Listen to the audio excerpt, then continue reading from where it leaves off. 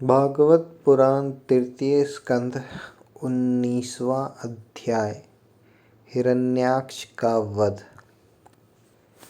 मैत्री जी कहते हैं, विदुर जी, ब्रह्मा जी के यह कपट रहित अमृतमय वचन सुनकर भगवान ने उनके भोलेपन पर मुस्कुराकर अपने प्रेम पूर्ण कटाक्ष के द्वारा उनकी प्रार्थना स्वीकार कर ली।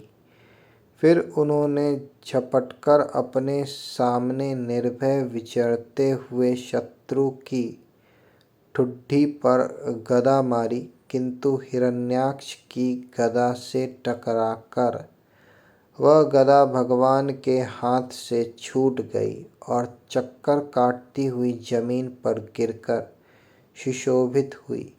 किंतु यह बड़ी अद्भुत सी घटना हुई। उस समय शत्रु पर वार करने का अच्छा अवसर पाकर भी हिरण्याक्ष ने उन्हें निरस्त्र देखकर युद्ध धर्म का पालन करते हुए उन पर आक्रमण नहीं किया। उसने भगवान का क्रोध बढ़ाने के लिए ही ऐसा किया था। गदा गिर जाने पर और लोगों का हाहाकार बंद हो जाने पर प्रभु ने उसकी धर्म बुद्धि की प्रशंसा की और अपने सुदर्शन चक्र का स्मरण किया। चक्र तुरंत ही उपस्थित होकर भगवान के हाथ में घूमने लगा, किंतु वे अपने प्रमुख पार्षद दैत्याधम हिरण्याक्ष के साथ विशेष रूप से क्रीड़ा करने लगे। उस समय उनके प्रभाव को न जानने वाले देवताओं के ये विचित्र वचन सुनाई देने लगे। प्रभु, आपकी जय हो, इसे और न खिलाइए, शीघ्र ही मार डालिए। जब हिरण्याक्ष ने देखा कि कमल दल लोचन श्री हरि उसके सामने चक्र लिए खड़े हैं, तब उसकी सारी इंद्रियां क्रोध से तिलमिला उठी और वह लंबी सांसें लेते हुआ अपने दांतों से होंठ चबाने लगा। उस समय वह तीखी दाढ़ों वाला दैत्य अपने नेत्रों से इस प्रकार उनकी ओर घूरने लगा, मानो वह भगवान को भस्म कर देगा। उसने उछलकर, ले अब तू नहीं बच सकता, इस प्रकार ललकारते हुए श्री हरि पर गदा से प्रहार किया। साधु स्वभाव विदुर जी, यज्ञ मूर्ति श्री वाराह भगवान ने शत्रु के देखते देखते लीला से ही अपने बाएं पैर से उसकी वह वायु के समान वेग वाली गदा पृथ्वी पर गिरा दी और उससे कहा, अरे दैत्य, तू मुझे जीतना चाहता है, इसलिए अपना शस्त्र उठा ले और एक बार फिर वार कर।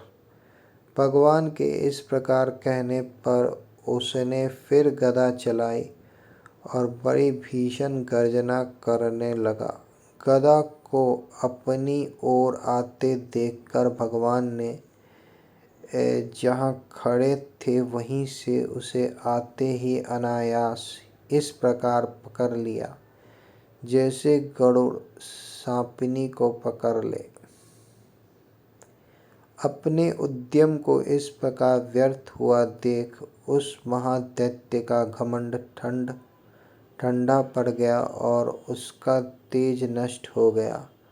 अब की बार भगवान के देने पर उसने उस गदा को लेना न चाहा, किंतु जिस प्रकार कोई ब्राह्मण के ऊपर निष्फल अभिचार, मरणादि प्रयोग करे,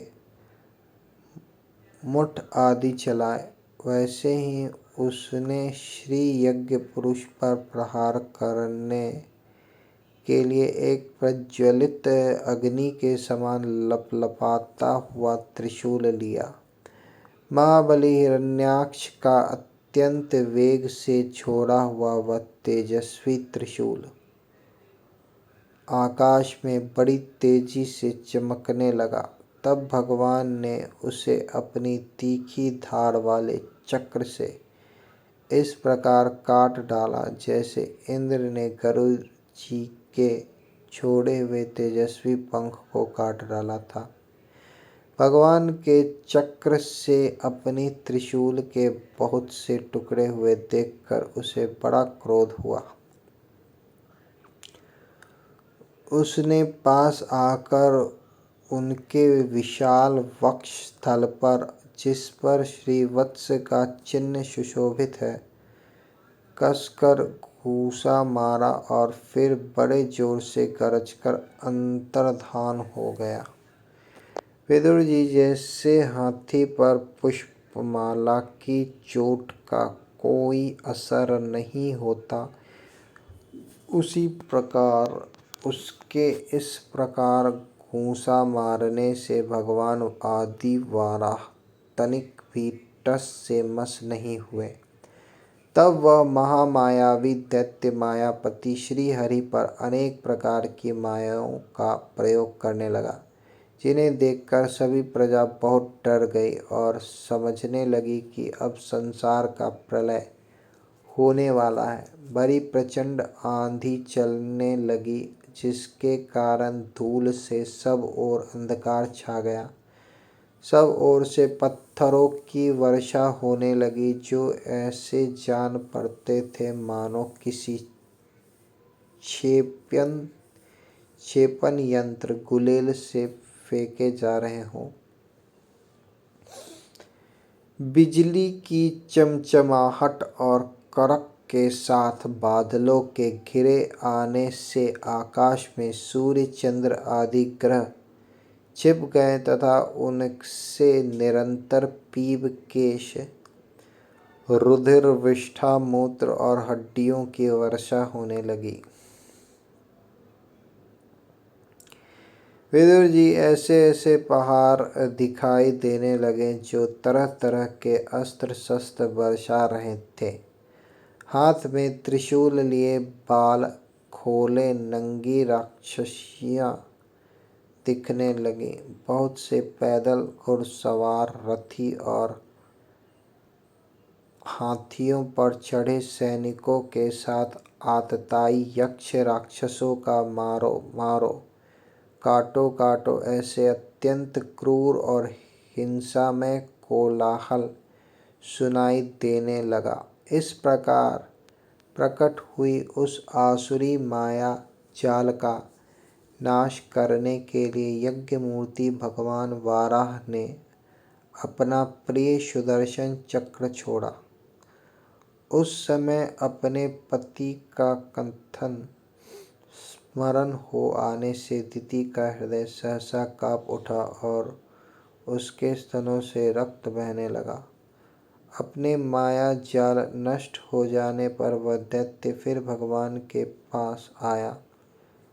उसने उन्हें क्रोध से दबाकर चूर चूर करने की इच्छा से भुजाओं में भर लिया, किंतु देखा कि वे तो बाहर ही खड़े हैं। अब वह भगवान को वज्र के समान कठोर मुक्कों से मारने लगा। तब इंद्र ने जैसे वृत्तासुर पर प्रहार किया था, उसी प्रकार भगवान ने उसकी कनपट्टी पर एक तमाचा मारा। विश्व विजयी भगवान ने यद्यपि बड़ी उपेक्षा से तमाचा मारा था, तो भी उसकी चोट से हिरण्याक्ष का शरीर घूमने लगा। उसके नेत्र बाहर निकल आए तथा हाथ पैर और बाल छिन्न भिन्न हो गए और वह निष्प्राण होकर आंधी से उखड़े हुए विशाल वृक्ष के समान पृथ्वी पर जा पड़ा। हिरण्याक्ष का तेज अब भी मलिन नहीं हुआ था। उस कराल दाढ़ों वाले दैत्यों को दांतों से होठ चबाते पृथ्वी पर पड़ा देख वहाँ युद्ध देखने के लिए आए हुए ब्रह्मादि देवता उसकी प्रशंसा करने लगे कि अहो, ऐसी अलभ्य मृत्यु किसको मिल सकती है। अपनी मिथ्या उपाधि से छूटने के लिए जिनका योगी जन समाधियों के द्वारा एकांत में ध्यान करते हैं, उन्हीं के चरण प्रहार से उनका मुख देखते देखते इस दैत्यराज ने अपना शरीर त्यागा। वे हिरण्याक्ष और हिरण्यकश्यपु भगवान के ही पार्षद हैं। इन्हें शापवश यह अधोगति प्राप्त हुई है। अब कुछ जन्मों में ये फिर अपने स्थान पर पहुंच जाएं। देवता लोग कहने लगे, प्रभु, आपको बारंबार नमस्कार है।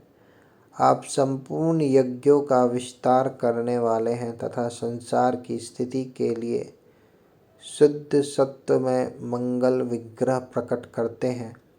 बड़े आनंद की बात है कि संसार को कष्ट देने वाला यह दुष्ट दैत्य मारा गया। अब आपके चरणों की भक्ति के प्रभाव से हमें भी सुख शांति मिल गई। मैत्रेय जी कहते हैं, विदुर जी, इस प्रकार महापराक्रमी हिरण्याक्ष का वध करके भगवान आदि वाराह अपने अखंड आनंदमय धाम को पधार गए। उस समय ब्रह्मादि देवता उनकी स्तुति कर रहे थे। भगवान अवतार लेकर जैसी लीलाएं करते हैं और जिस प्रकार उन्होंने भीषण संग्राम में खिलौने की भांति महापराक्रमी हिरण्याक्ष का वध कर डाला। मित्र विदुर जी, वह सब चरित्र जैसा मैंने गुरुमुख से सुना था, तुम्हें सुना दिया।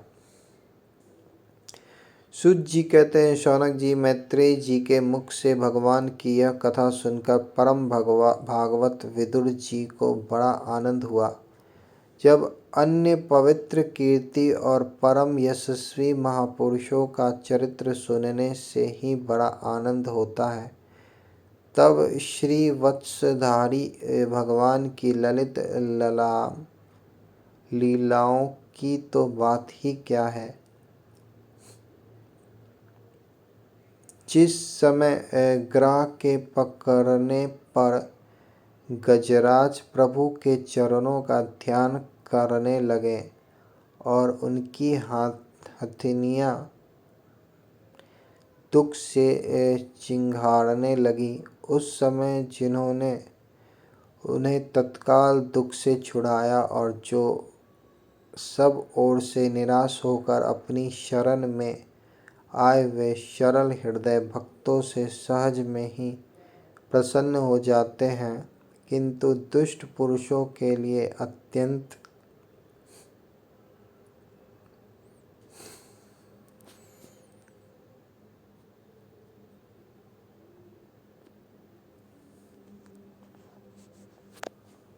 दुराध्य हैं। उन पर जल्दी प्रसन्न नहीं होते। उन प्रभु के उपकारों को जानने वाला ऐसा कोई पुरुष है जो उनका सेवन न करेगा। शौनकादि ऋषियों पृथ्वी का उद्धार करने के लिए वाराह रूप धारण करने वाले श्री हरि की इस हिरण्याक्ष वध नामक परम अद्भुत लीला को जो पुरुष सुनता, गाता अथवा अनुमोदन करता है, वह ब्रह्म हत्या जैसे घोर पाप से भी सहज में ही छूट जाता है।